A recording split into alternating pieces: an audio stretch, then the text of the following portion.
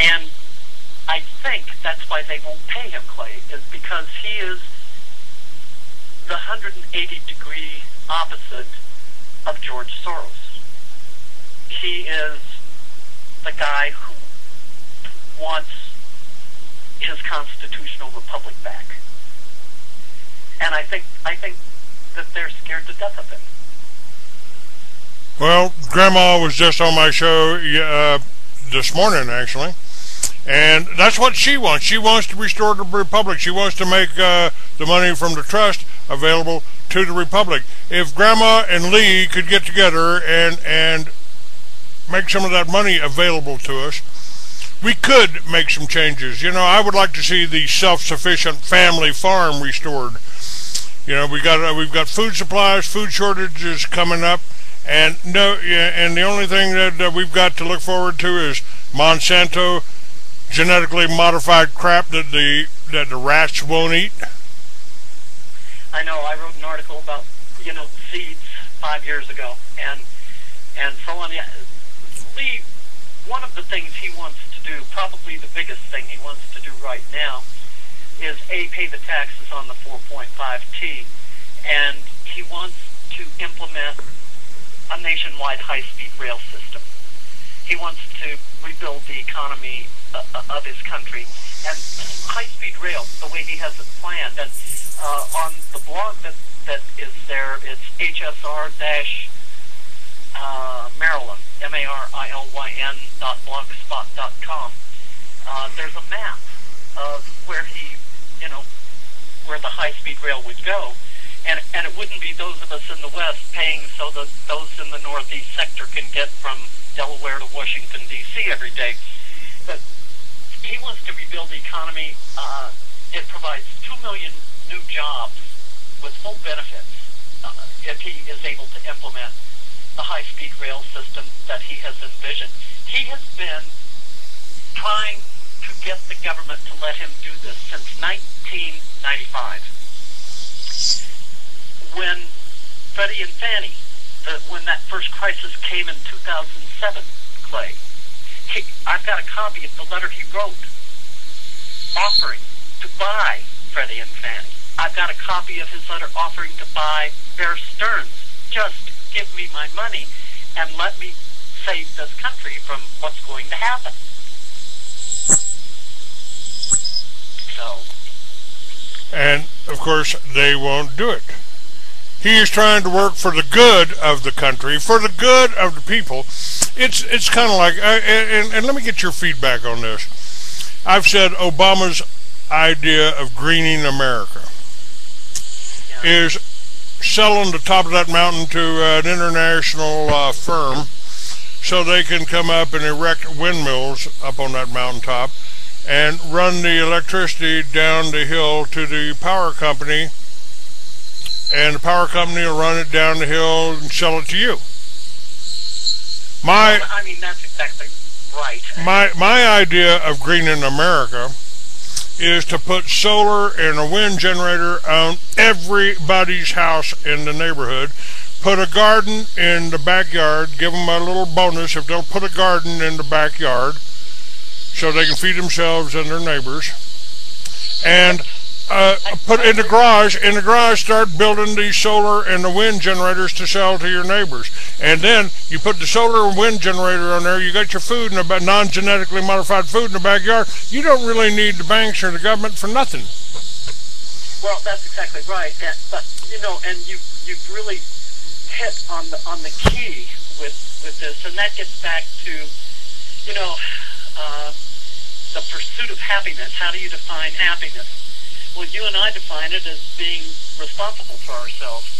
And unfortunately, too many people in America today don't have that sense of individual responsibility.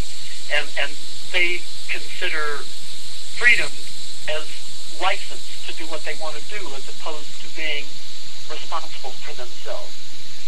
One of the things we've got to do, and maybe a bunch of us conservatives could get together someday and create a dictionary that says, here's what these words really mean, and these people have been changing words like freedom to mean license. And they've been you know, when I was a kid, I'm 74 years old, and when I was a kid, I never heard the word democracy. We lived in a republic. They have changed our vocabulary. I just talked about this morning, but it bears mentioning again. And my son brought home a civics textbook from 1946, the year I was born. It had 10 pages on our great democracy and not a mention of our republic. Oh my goodness. So they started changing the laws. So you were part of the 60s generation. I was. I don't remember much of it, but... Well, see, I was the generation just before that. I graduated from high school. Well, I graduated a year early, but I graduated in '54. And I was just having babies and stuff in the 60s, and I was saying, what in the world has happened to these young people that are, you know, out in Berkeley shouting, hey, hey, you know, Western culture's got to go kind of stuff. Well, anytime, you know, we were right in the 60s protesting the war in Vietnam. We had no business being over there. There was no Gulf of Tonkin incident anymore. There was any weapons of mass destruction in Iraq. And well, we have no business being in any war that isn't declared by the United States Congress as is stated in the United States Constitution. Hadn't happened for since World War II. That's right. And the war on terror, I love this. The war on terror, I said, is a war against anybody, anywhere in the world that doesn't want to go along with one world government.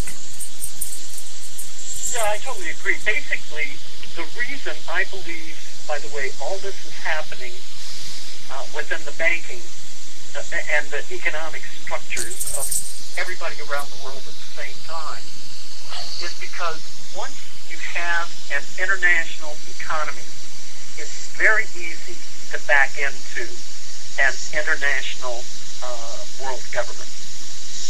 All that's in question is who gets what land.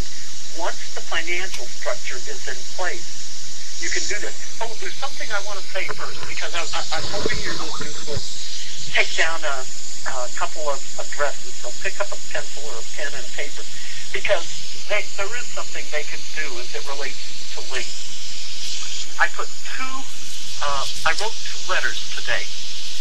1 to 4 governors, because there have been 4 governors. All right, hold on just a moment. We got to take a break. We'll get to that, and we got callers when we come back. We'll be right back, folks. Stay with us.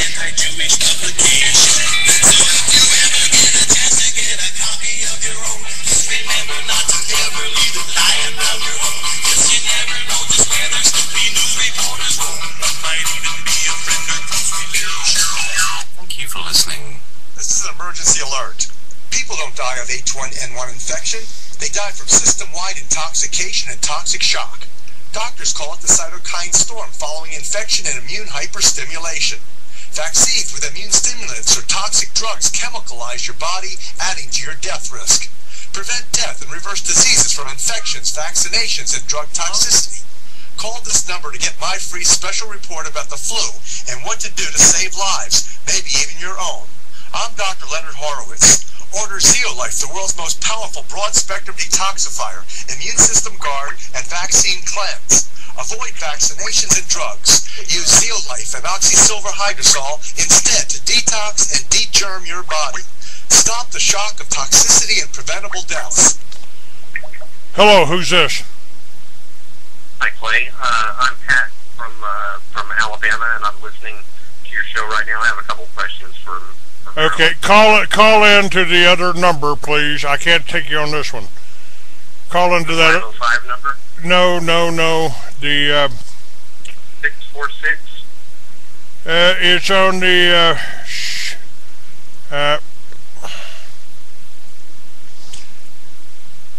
It's on.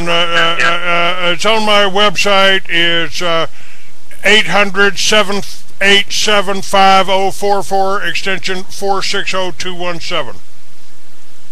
Okay? Where do I find that one? It's on my website. It's on my website on the Republic Broadcasting. Get that one. I can't take you on this one. I got to let you go. Bye-bye.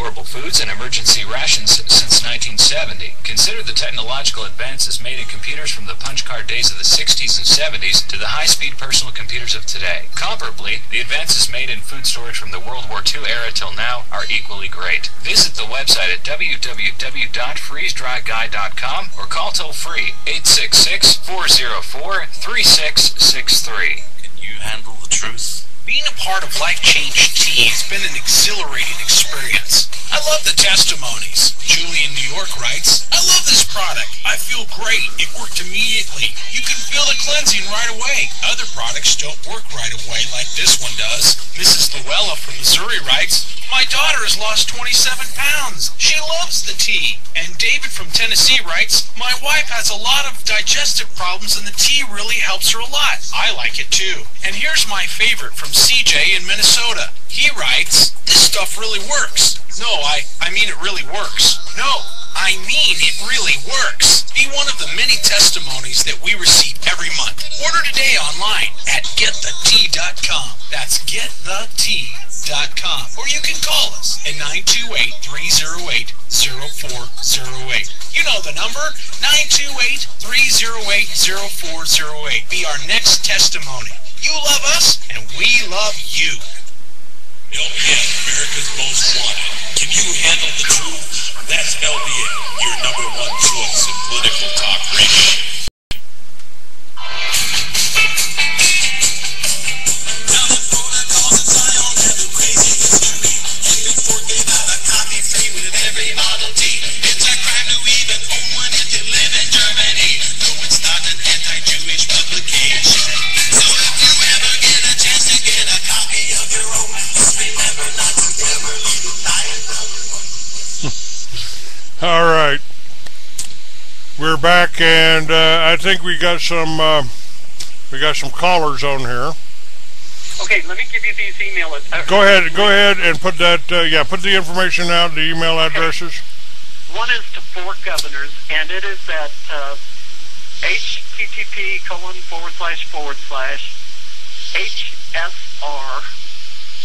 like high speed rail, only HSR Marilyn MARILYN .blogspot.com.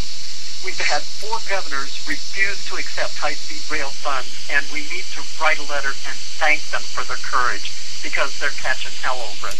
Number 2, there's one at http WTS like Sam, N like Nancy, B like Baker, .blogspot.com, and that is the Wanta Revelations thing. And I put a letter up there this afternoon, Clay, hoping that it would, that if your listeners had a letter that they knew, had the information in it they needed, that it would help them write to their senators and their congressmen about giving Wanta his money and letting him build high-speed rail.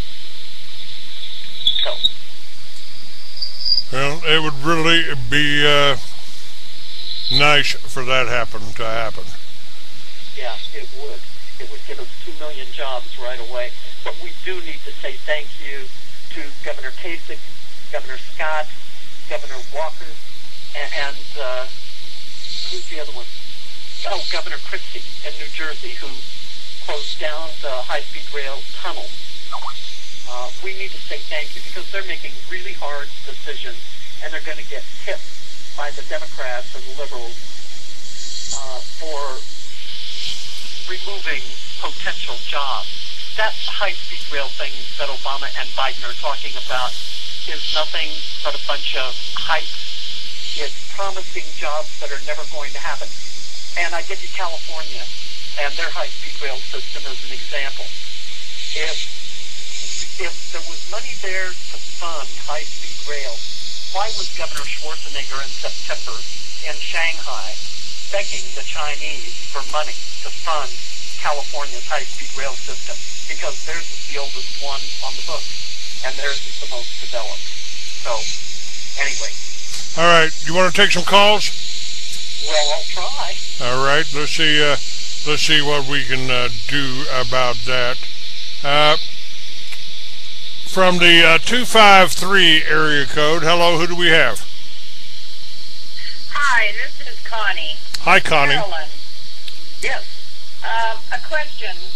Has Lee ever talked about the new sheriff in town? Which one? At the Attorney General's level or at the higher level than that? The higher level. Is that something that you've heard from him? Yeah, he does. He's talked. We talk almost every day. The Chinese. And yeah, the Chinese. Boy, that's a long one. I hate to. I just talked about them yesterday. I talked about the Chinese yesterday, the ghost cities that are available on Google Earth. They're building cities that have nobody in them, you know, and they've also got the economic zones in America. Yeah. So what is the Chinese connection here? Well, I you know, Lee worked, his partner was Howie Kwong, and he and Howie were very good friends, and they were working together, Howie with Chinese intelligence and Lee here, against the Soviet Union at the time Lee was doing all this. Lee thinks very highly of the Chinese as far as their knowledge of what they're doing and what's going on, and their ability to handle things. And Marilyn? beyond that, I really wouldn't, yeah. You know, bringing that up to speed now, because we know that that was the case, and he does. Putting that right into our space now, we know that the Chinese can actually get something done when they want to. They've been very patient. But I was just wondering if he had used that term with you, and you were spot on your description of him. Yeah, But, he's just now, a one very sharp thing. guy. Has he mentioned that he's been depicted as going to the dark side? As going to, I'm sorry, I didn't get that. As going to the dark side. No, he's never No, talked about his friend Cottrell. Yeah, you're laughing. I'm laughing too. Yeah, the whole Cottrell Chris Story thing is ridiculous. So what we got here now is we got two different people vying for the same money. Cottrell's vying for $6.2 trillion, and Not of Lee's money, he's not. Not of Lee's.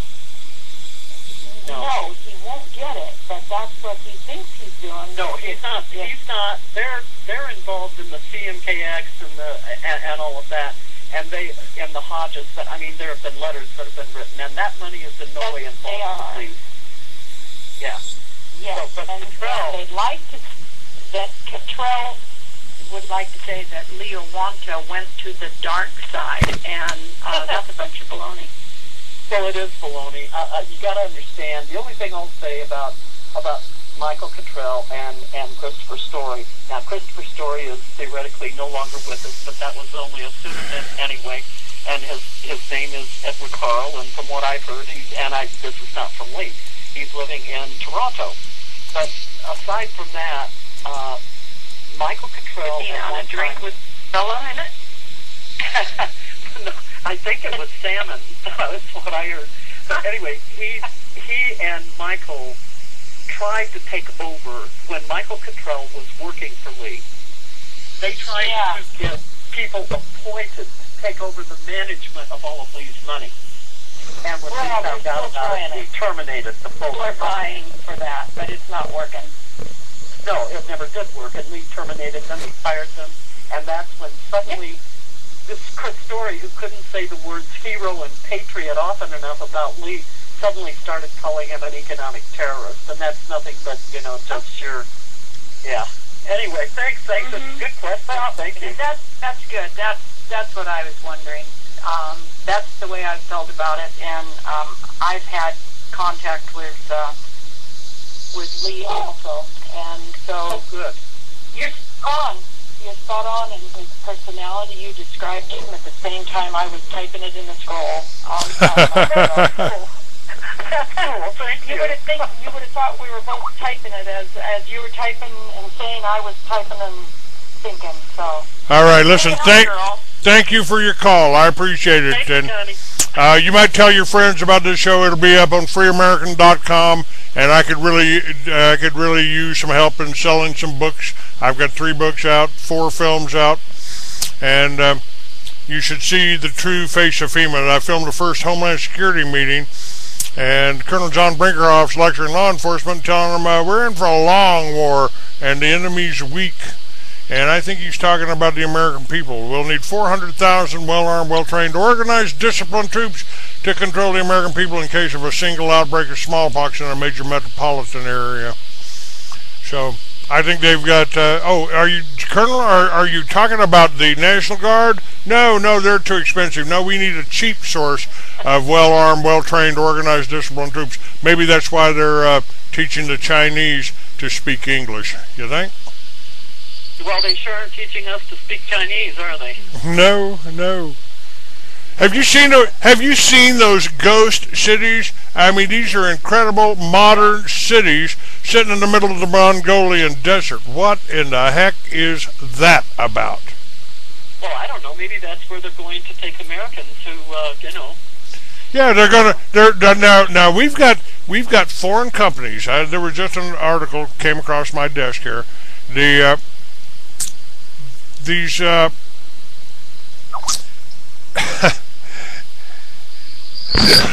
sorry here, I got something